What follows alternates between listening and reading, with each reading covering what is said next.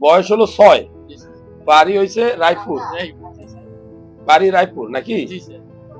এখন কিডনির টেস্ট আমরা যেটা করছি এখন এই মুহূর্তে, এটা আগের চাইতে শতগুণ ভালো, আগের চাইতে শতগুণ ভালো, কিন্তু কোন রোগের ওয়ারেন্টি গ্যারান্টি কেউ দিতে পারবে না। আপনার বাচ্চারা যখন 1 মাস আগে আসছিল, আপনি সৌদি আরব থেকে আসছেন, তখন কি অবস্থা ছিল? খারাপ অবস্থা ছিল। এখানে আসছে প্রস্রাব সোয় প্যান্ট ভিজা ছিল নাকি?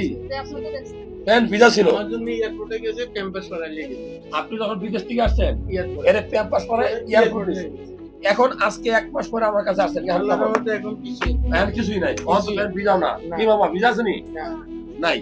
এটা হলো বাস্তব, বাস্তবতা হলো এটা যে 1 মাসে উনি সৌদি আরবে থাকে, সৌদি প্রবাসী। আপনারা যারা বাইরে আছেন এর আগে, উনি সৌদি প্রবাসী, তো ওনার এই বাচ্চাটা আমার কাছে নিয়ে আসছিল, অনেক ডাক্তার দেখাইছে।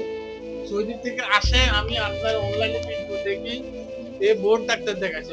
হ্যাঁ। পরে আমি এর নম্বরও দিছি। হ্যাঁ। পরে এ বলতেছে আমি মহিলা মানুষ কই যাব। পরে আমি ছুটি ইমার্জেন্সি লাগাই।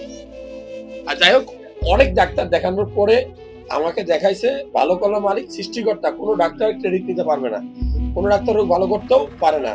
এখন আপনার বাচ্চা কেমন আছে? আলহামদুলিল্লাহ প্রসাদ ধরে না এখন। আপনার বাচ্চা ভালো আছে তো? সুস্থ আছে। আর ভবিষ্যতের কথা হলো ওষুধ চলবে, কোনো সমস্যা হলে ফোনে যোগাযোগ করবেন, আমার কাছে আসবেন।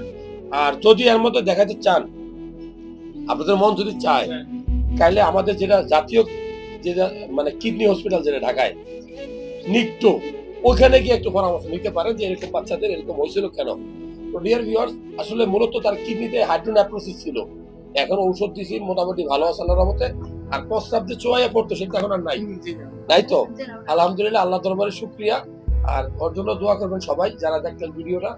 আপনি দোয়া করবেন বেশি, বাবা মার দোয়া কবুল হয়। আপনি চলে যাবেন নাকি?